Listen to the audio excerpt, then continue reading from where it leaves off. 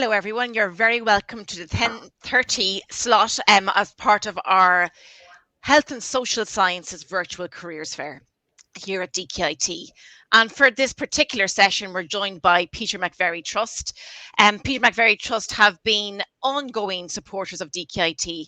Our student placements across different disciplines and graduates have found a place within Peter Mcferry over the years. And we're delighted to be joined today by Andrea Kohler, who is a project manager with Peter Mcferry Trust and is going to take you through a presentation, give you insight to the type of work that Peter Mcferry Trust do and the opportunities for you as a placement or graduate student. As with all sessions, we really do encourage you to drop any questions you might have or any comments you want to make into the chat or questions tab, and we'll deal with them at the end of the presentation where we have a short Q&A session. So Andrea, without further ado, I'm going to hand over to you and take us through the presentation. And thanks for coming along this morning. Hi everyone, thank you for having me today. I am going to just share the screen so that everyone can see can you see that there, Catherine? Yeah, we'll just try it again now. Yeah. Just give it one more go. Andrew's gone a bit black here. Perfect, okay. I'm just going to... Just, go in again, yeah.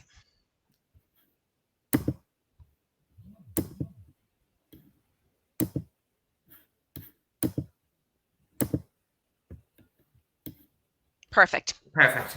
Okay, so my name is Andrea Kohler. I am the Quality Assurance and Central Supports Manager within the Peter Mcferry Trust.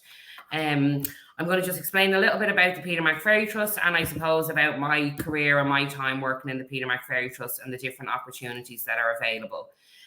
So Peter Mcferry Trust is a national housing and homeless charity. We are committed to reducing homelessness and the harm caused by substance misuse and social disadvantage. The charity provides low threshold entry services, so primarily to younger people and vulnerable adults with complex needs. And we offer pathways out of homelessness based on the principles of the Housing First model. So just to recap on low threshold entry services, that would mean services where participants might have some complex mental health issues, addiction issues, physical health issues. And then we do also provide services that are higher threshold entry services.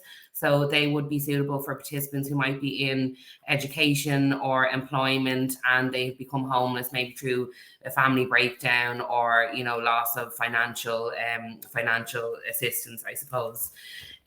So the range of services that we do offer are homeless services, which we call STA, which is supported temporary accommodation. So they're emergency accommodation services.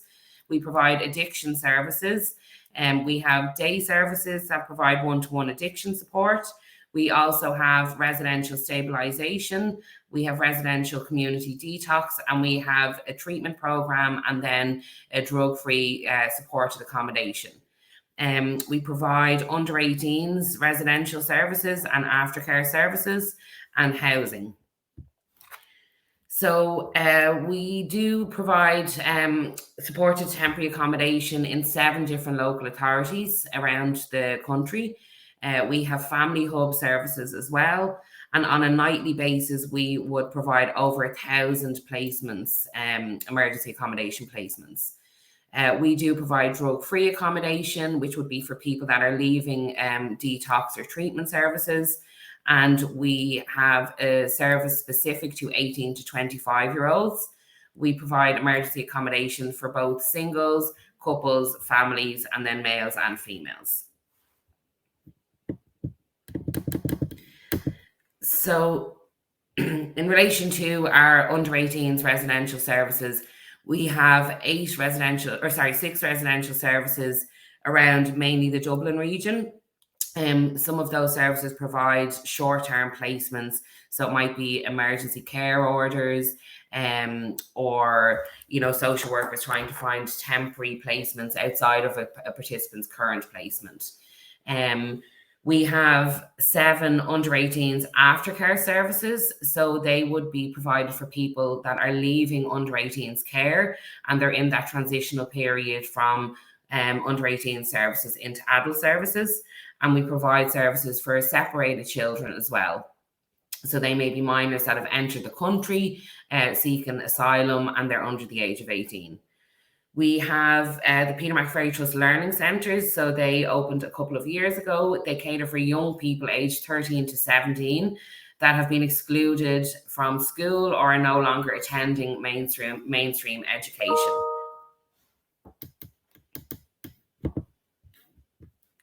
Peter McFerry Trust also provides CAS for Care. So we have engaged with interagency and collaboration in relation to CAS for Care within the context of Rebuilding Ireland Action Plan for Homelessness and Housing. So CAS for Care is properties that are allocated to young people that are leaving the care system. So that is to try and, breach the gap of them going into adult services and then trying to find long-term, housing options. So this is where the CAS for Care properties, the idea is that somebody leaves under 18's residential services, they then move on to aftercare services, and they then are assigned to a CAS for Care property. So the first young person was accommodated in 2018, and since then Peter McFerry Trust have secured 30 properties and 28 young people have been accommodated. So back to our addiction services. So as I mentioned, we have the residential stabilisation, the detox and treatment, the day services, and the drug-free aftercare. And in our residential detox and treatment service, it is on quite a large quite a number of acres of land. We have lots of different animals there. That's what the picture represents. We have alpacas, we have pigs, we have rabbits, goats, all different types of animals. The participants down there have access to a greenhouse where we grow a lot of the veg that is used within the service. So it's a very holistic approach to detox and treatment. There would be daily groups that happen where everyone has to participate in the groups. The participants, do the care for the animals and the care for the local grounds as well. So our housing services, we operate the Housing First, housing with supports, and tenancy sustainment and SLE. So Peter McFerry Trust is an approved housing body. So we are currently running the Housing First initiative, and so far we have had 471 tenancies. So we provide 62% of the Housing First nationally. So that's including the Housing First criminal justice. So Housing First is a model that was set up by Sam Sombreros. It was first used in New York. The purpose of Housing First is to work with clients or participants that are very entrenched in homelessness. So that may mean that they have been rough sleeping for a number of years. They're reluctant to access services. They may be in and out of prison or different institutions such as mental health services. So the idea of Housing First is that they are taken from rough sleeping and from different institutions and placed within housing, and then the wraparound supports are put in place. So ideally, that is the best form of housing and the best solution for homelessness. However, obviously with the housing crisis, it isn't always the option. So we do work very intensively with local authorities and with other homeless providers and with the prisons as well, and identify participants that would be quite entrenched in homelessness, and trying to put a lot of care and support in place as to how we can get them into housing and for them to maintain their tenancy. So that may mean that somebody who has a lot of different support needs, complex health issues, mental health, addiction, that they may need 1 or 2 visits a day from our Housing First staff or our Housing with Support staff, depending on what their needs are. The SLE support is a support that is provided to participants that may progress on to homeless HAP accommodation. And they may initially, at the start of being in the homeless HAP, they may need support in setting up bills, linking in with local community services, whereas the Housing First, it would be support on a daily basis. So our Housing First services, as I said, we work with a number of different teams. So we have multidisciplinary teams. So that is nursing, mental health support workers, and addiction support workers. So there's a lot of intensive case management that happens with our participant group that are accessing Housing First. Our enhanced health support. So we have specialised mental health supports. We also provide virtual supports. So that could be multidisciplinary teams that link in with the participant group virtually. and that was pretty predominant during the with COVID and the impact that had on our participant group. The supports didn't stop. We just had to try and find ways that the supports could still be put in place and implemented. So I suppose in relation to working with the Peter McFerry Trust, I myself have worked with the organisation now for 11 years. I would have originally started working as a relief project worker. So the benefits of being a relief project worker is coming into into the organisation and getting to work in a number of different types of services and trying to find what services it is that you enjoy, what type of work it is that you feel that you have the skill set for. So from working in the relief panel, then I moved on to working in our supported temporary accommodation. So I worked in male services for adults. I'd done that for a number of years, and then I decided I wanted a bit of a change. So then I went to work in our drop-in service at the time. So that was working directly with the founder of the organisation. It was quite a busy service, and it would have been the type of service where we were working with a lot of the housing first participants, so entrenched rough sleepers. They would access the service maybe to come in and have a shower, do some laundry, have something to eat, chat to staff, try and engage with support. So we were in that service. Our main focus was constantly trying to get people engaged with relevant support services, be it our addiction services, be it, GPs, doctors, mental health services, because the participant group that would have accessed today's service would have had a lot of complex needs. So it was really, we were using a harm reduction approach, and that's something that we use all the time in the Peter McFerry Trust as well. So from there, then I moved to working in family hubs. I worked in family hubs for a while, and then I returned back to SCA services for some time in a team leader position and then in a manager position. And then now I've moved into our central supports team. So my role now would consist of quality assurance. So that is making sure that all of our services are up to the standard that they need to be up to, that we are in line with the DRHE, which is the Dublin Regional Homeless Executive, that we're in line with the legislation and the policies that they have in place, and that we're always looking to, improve our services and to make some policy changes where required. So that is a main part of my role. And also now I'm kind of working in the background. So I would work with advocating for our participant group around housing, taking referrals in from the likes of the local authorities into our STA services, and also around the referrals into the addiction services, such as the stabilisation and the detox. And I suppose the benefit of working with the organisation, as everyone knows, social care can be, quite a high turnaround in services and with staff and everything. But what I find about Peter McFerry Trust is that there's so many opportunities. We don't just work with people that are homeless.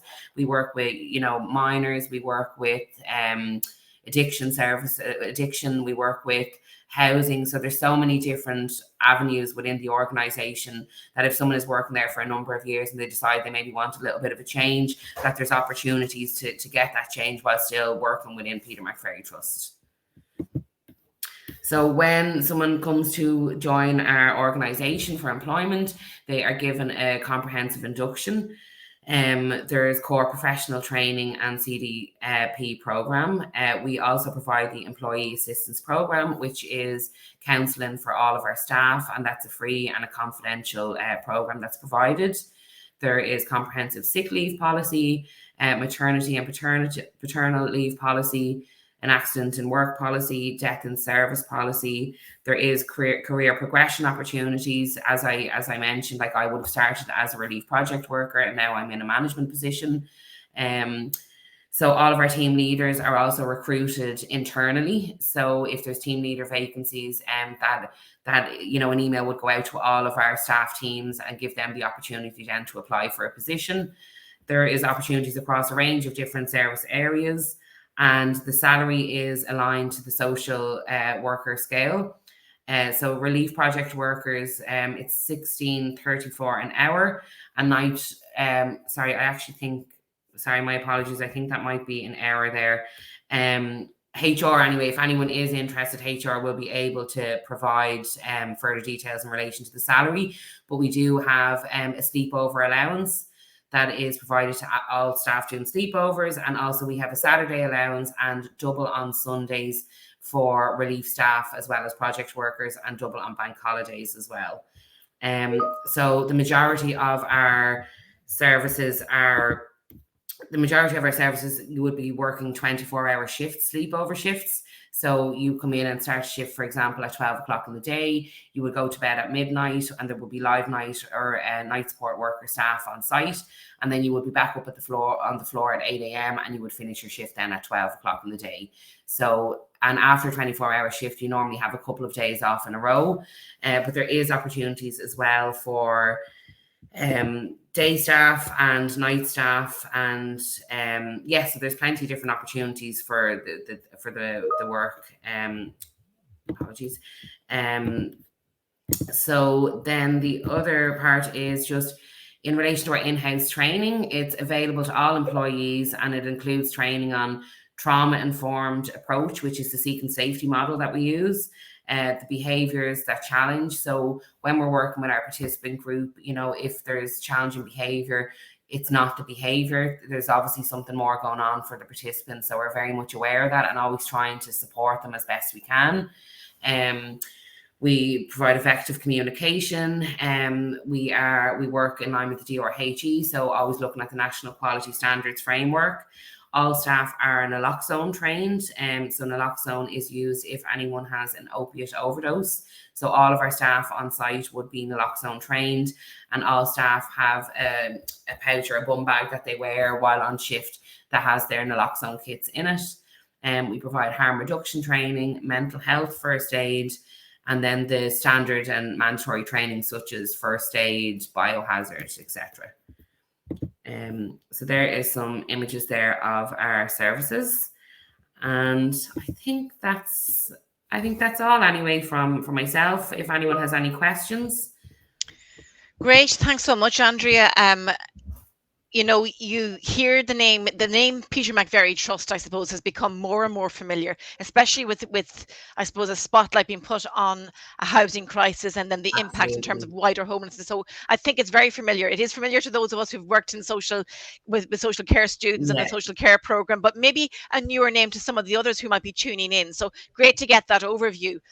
But I suppose what you have highlighted is the array and diversity of opportunities within the service at the moment, and that seems to be growing. Yeah, absolutely. And even I suppose during the pandemic, so when COVID happened, we had to respond, and we're very much an organisation that responds very quickly to what the requirements are. So we responded, and we now operate and have operated the isolation services for the homeless sector since the beginning of COVID. So obviously anyone that is in a congregated setting, such as a hostel or a family hub or anything like that, is at higher risk. And also our participant group may have a lot of health issues, down to being homeless and not accessing medical care as often as they need to be. So they would have been in the higher risk bracket.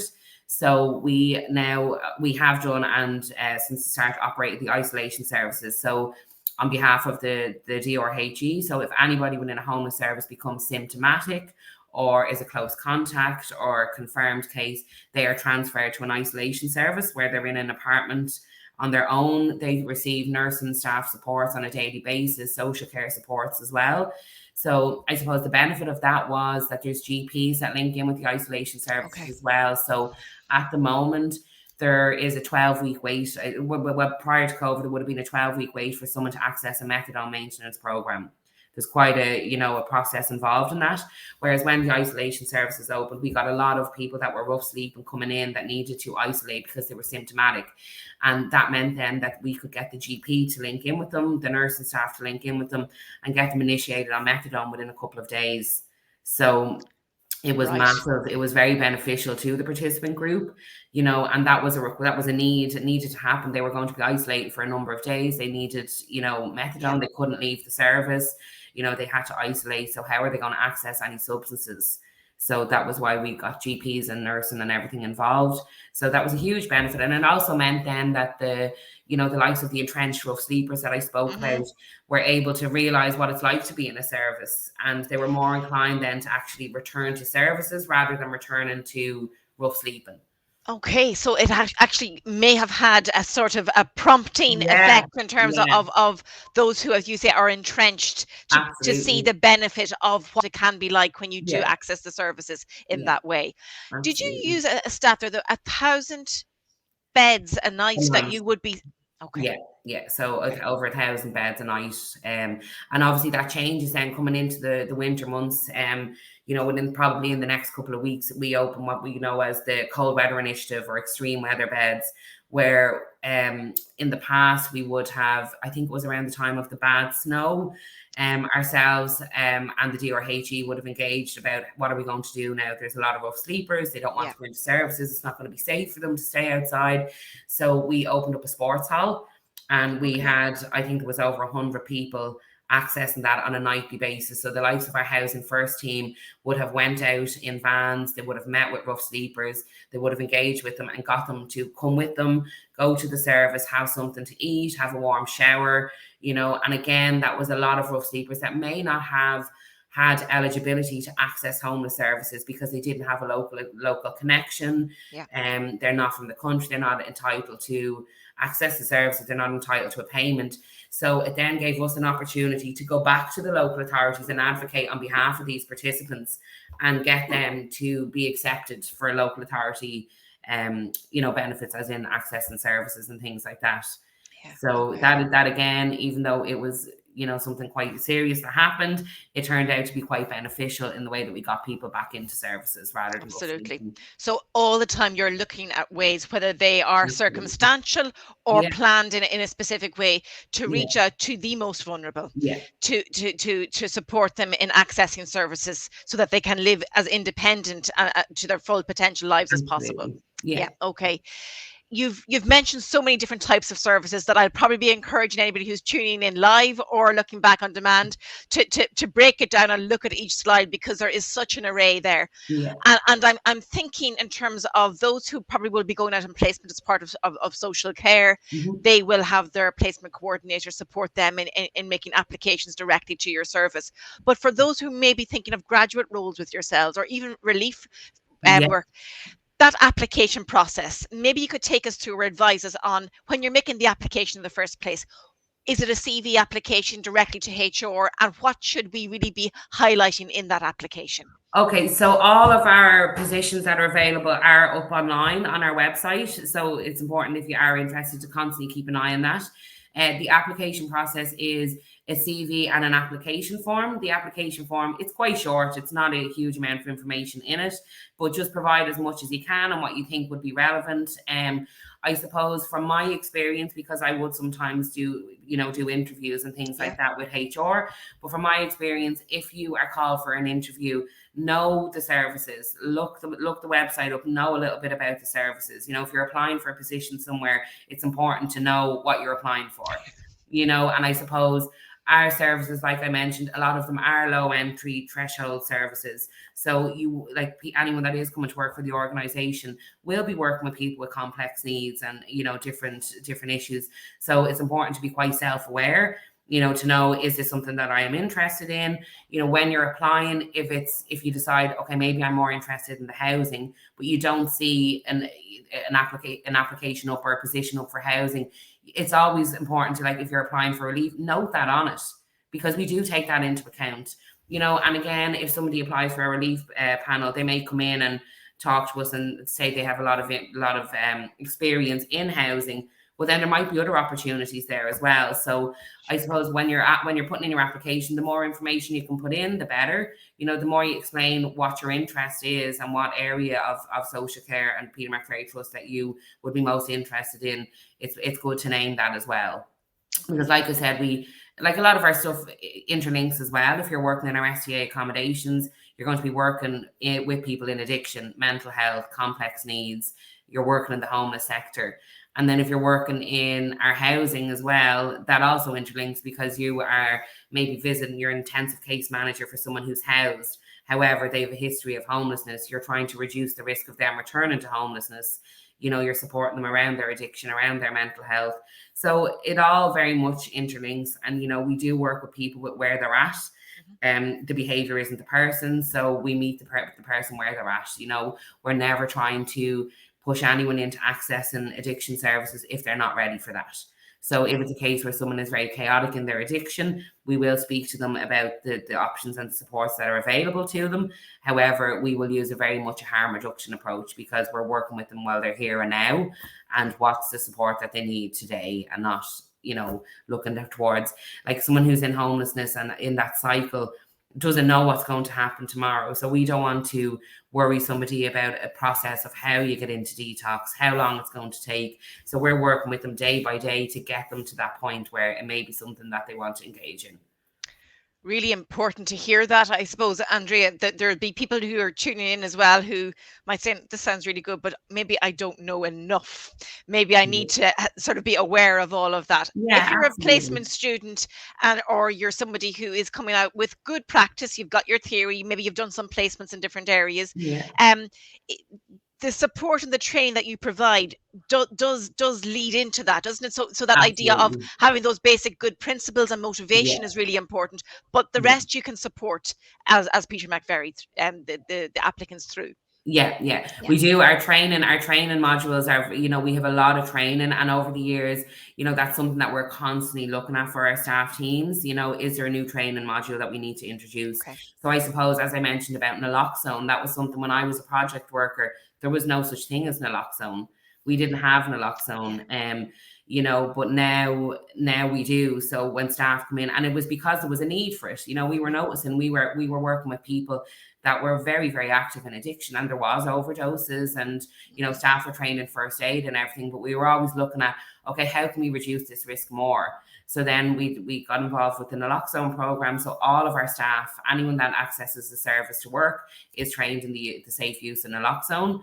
They carry it on site with them all the time, and that has prevented an awful lot of people from passing away due to an overdose. We are working with people with complex issues, and overdoses and things do happen.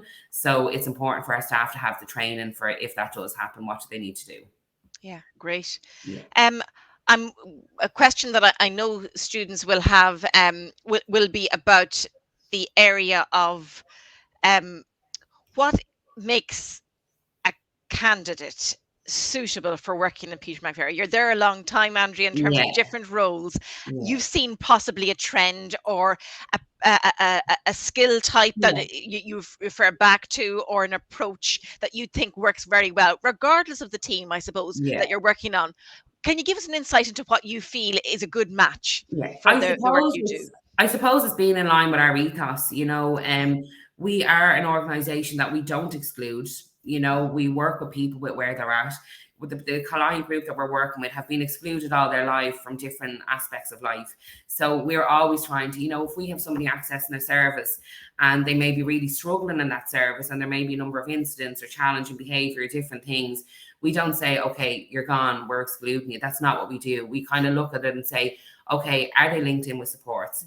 Do they need a smaller service maybe? Maybe this is too big of an environment. So we're always looking at how we can support people. So I suppose that can be when staff first start, it's trying to understand that why is that person still here, and they've shouted at me or something has happened. But it's like, because where else has that person got to go? We are providing low entry threshold level services. So we need to provide that service, and that's where the training then comes into effect, where staff will say, I feel I need a bit more training in how to manage that, or I feel I need a little bit more support. I suppose the other thing is we do have a 24-hour on-call support team. So staff are never on their own. So, while the staff is working in a shift with the team that they're on with, and something may happen and they're really struggling to manage it, or they find it quite difficult, they just need to pick up the phone. It's a 24-hour on-call system. And it's the on-call would be managers and team leaders that have experience of working in services. So they may be able to provide a little bit of guidance, or when you're ringing somebody that isn't in the moment and in the situation, sometimes that's all it takes, is to have a quick chat with someone, and, to bring yourself back down to baseline and, say, okay, what am I going to do now in this scenario? So I suppose that's a 24-hour service. There is times where, maybe the on-call team have to present to a service, and that's what we do as well. That's part of our role, being on call. So yeah, I suppose the main thing is just being in line with the ethos, understanding that the behaviour isn't the person. that you're working with, the behavior is because of something. A lot of the Yeah. participants we're working with have come from a lot of trauma, and I suppose addiction in itself is trauma. Yeah. Being in addiction is a traumatic experience, and using drugs is trauma. So a lot of the time then when we're working with people that maybe are going through the detox, that's why we use the seek and safety model and the trauma-informed care, because as the substance starts to leave somebody, it brings up maybe other childhood traumas or traumas that have happened throughout their life.